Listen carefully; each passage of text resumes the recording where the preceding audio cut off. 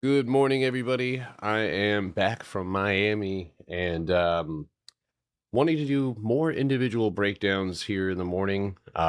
These are not guaranteed, every single day, but given the opportunity being up a little bit early, I'm going to go ahead and drop these videos on each of the ETFs. So they're going to be relatively short, but what they're going to do is just break down to you what I'm looking for, if there's where the day trading opportunities may be.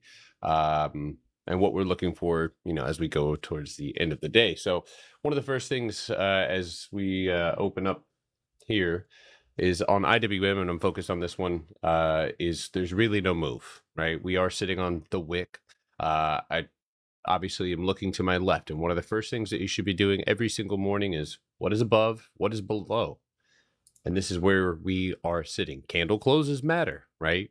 And so do these areas here. So as we look at the 24-hour, we can see that there is a possibility maybe for a little bit more down, right? Wick here. We have another candle body here. So these are all just going to be individual levels. One of those is going to be 231.26. The next one will be 230.27. Now you might be asking, well, what now? We're going to go to the 4-hour and we're going to see exactly what those are and kind of tighten up where the points of contact are. So we can see right here, kind of pull that over. There's our floor, right? So a little bit more clear on what we would more than likely be able to approach if we continued moving down here this morning. However, we did leave a small, or there was a small gap up. So it's going to require us looking at a little bit of a lower time frame, but now we have these levels solid. We can also identify that there is more empty space, which if you are new here or just new to my videos, this is what can cause some pretty fast price action, right? These empty space pockets typically get filled and oftentimes in one candle. So that being said, we've already had some pretty aggressive legs down while I was gone.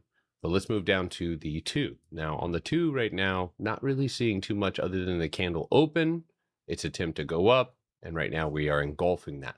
So not much else. But what I can identify here is there is a floor above me, right? It's not super clear, but I can see we bounced off of it. So I'm going to mark that there. Go down to the 1-hour.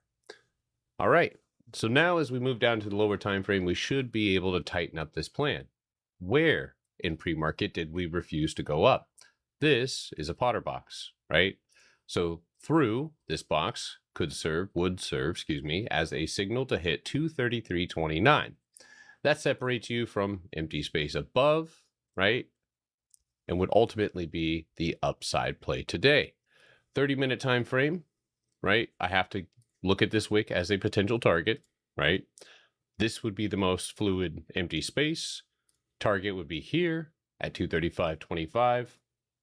Second target would be 236. So what you'd be looking for, day traders, is a punch back through this box. Now, it does look like it might go and attempt a new low. So catching a bounce on this one, if it doesn't continue to flush down, remember, can't always try and catch the bounce if we're in a bear market, which right now, we're definitely tasting blood. But with that being said, that is your upside play today. Now, unfortunately, there's really not much to do downside wise, unless you are looking to just, again, it's 7 o'clock right now. So there's plenty of time for this to move down and potentially bounce there before the bell.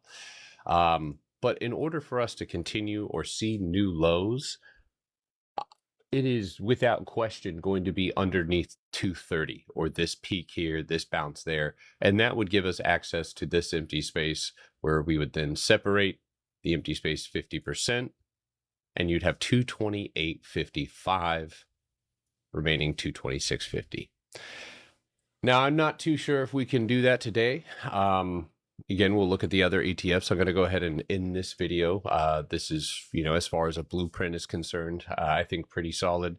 Again, before I go, if we do bounce, right, when you bounce, it's a question of what do you recover? So you would have to grab 231.68, have to get through this box, and obviously above 232.20 would make for a great stop loss. So with that being said, You guys have a great morning. I'll see you guys on live if you guys are going to be there, either in the Discord or on TikTok. And I will be posting the Qs and SPY in just a minute. See you guys shortly.